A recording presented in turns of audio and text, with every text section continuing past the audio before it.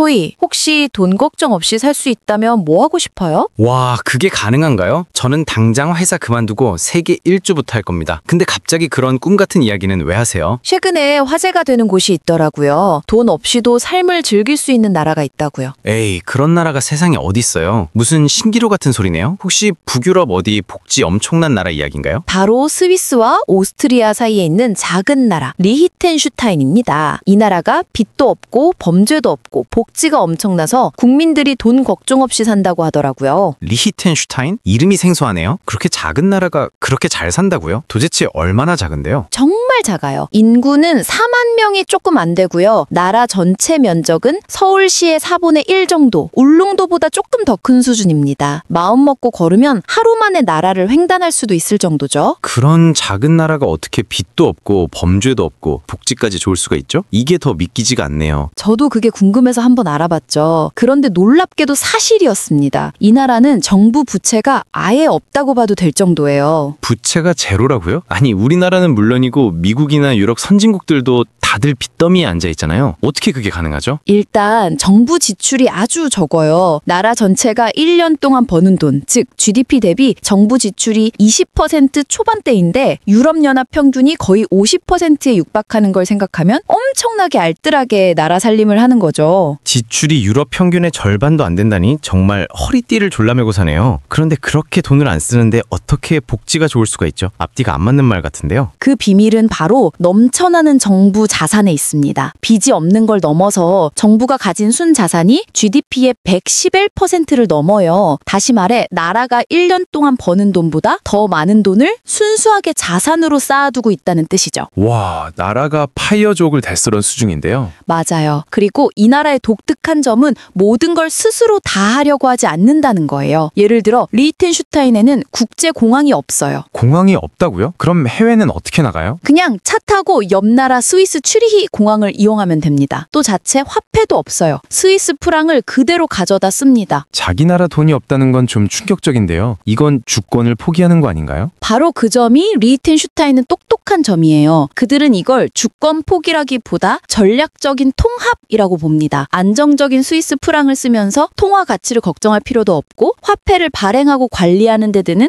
막대한 비용도 아낄 수 있으니까요. 듣고 보니 굉장히 실용적이네요. 자존심보다는 안정성과 효율성을 선택한 거군요. 그렇죠. 언어도 마찬가지예요. 공식 언어는 독일어지만 일상에서는 대부분 스위스 독일어 방언을 써요. 여러모로 스위스와 아주 긴밀하게 연결되어 있죠. 정말 흥미롭네요. 필요한 건 다 갖추되 굳이 우리가 직접 할 필요 없는 건 잘하는 이웃에게 맡긴다. 기업 경영 같아요. 심지어 교도소 운영도 비슷해요. 2년 이상 장기징역을 받은 죄수는 옆 나라인 오스트리아나 스위스 교도소로 보냅니다. 죄수까지 아웃소싱을 한다고요? 그럼 리히텐슈타인 안에는 범죄자가 거의 없겠어요? 네, 맞습니다. 실제로 범죄율도 극도로 낮아요. 주민들이 밤에 문을 안 잠그고 자는 문화가 있을 정도라니까요. 작년 기준으로 전체 수감자가 딱 8명이었어요. 8명이요? 우리나라 교도소 하나에 수천 명이 있는 걸 생각하면 정말 다른 세상 이야기네요. 그럼 리히텐슈타인에 있는 교도소는 엄청 한가하겠어요? 네, 유일한 교도소는 수용 인원이 20명 정도인데 주로 단기 구금이나 재판을 기다리는 사람들이 머물러요. 수감자들이 레스토랑에서 배달된 식사를 한다는 말도 나오는데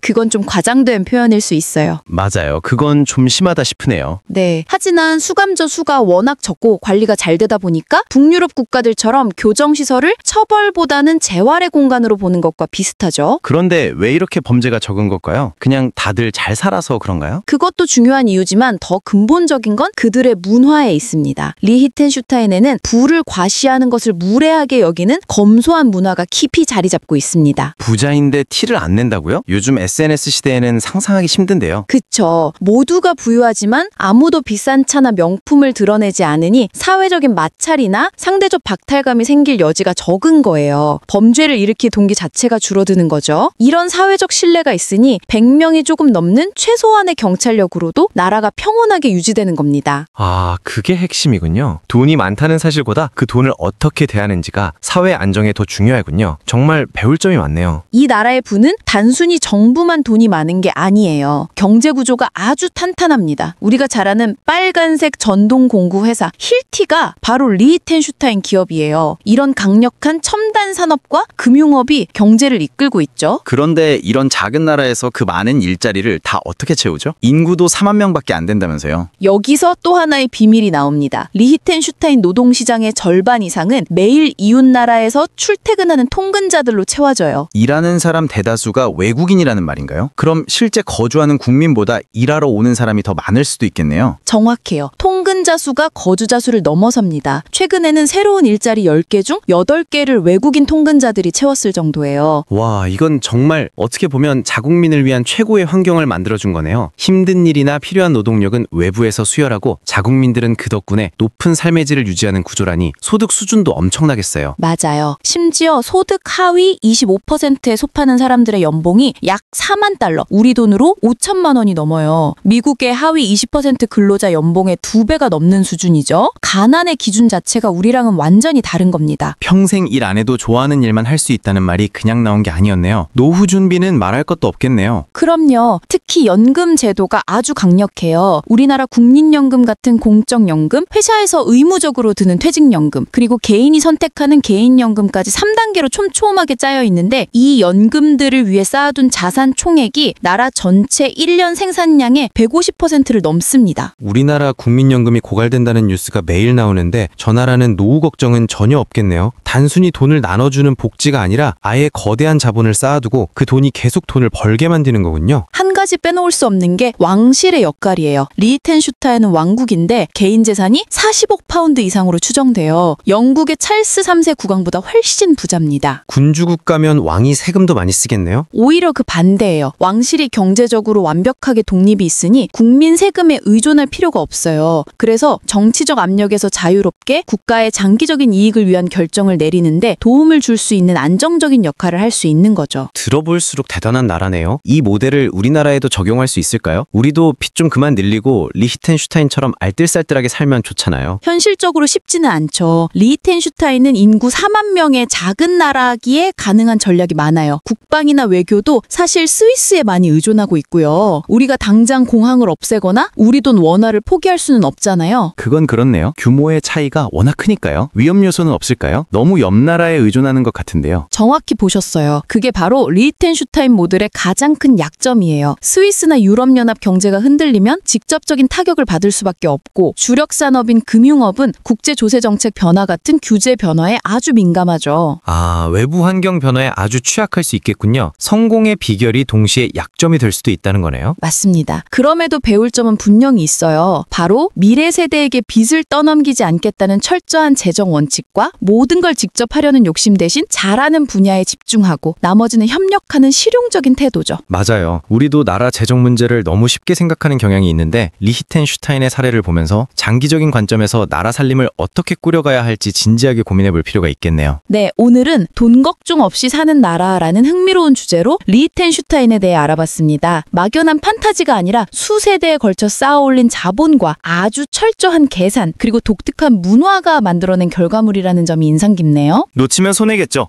지금까지 김앤초이였습니다. 감사합니다.